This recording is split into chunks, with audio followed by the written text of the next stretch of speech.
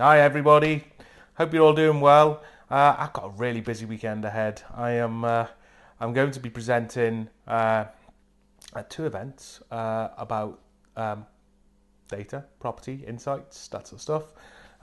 I know a lot of people won't have seen it before, so it's always exciting to see that eureka moment in people's face on people's faces when they realise, hang on a second, property is actually just like any other market which you can invest into. Markets are driven by supply and demand, and I'm going to be talking predominantly about supply and where we're at with supply, and what's happened to demand and where the demand is in the property industry in the UK right now, and also on a regional and local basis. So uh, it's just so exciting to explain and sort of unveil this to people because it's hiding in plain sight. And a lot of the things that we do in property are just hiding in plain sight. It's obvious, really, when you think about it. Lots of people suddenly want to live in this area, therefore, property values are going to increase unless we're supplying more property to the market.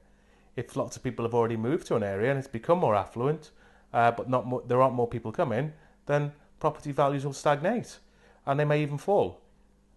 Okay, and if we continue to keep providing property in stock to that market, it'll just compound the problem. Basic stuff, yeah, basic stuff. We understand this, we all get this, but we don't apply that really simple.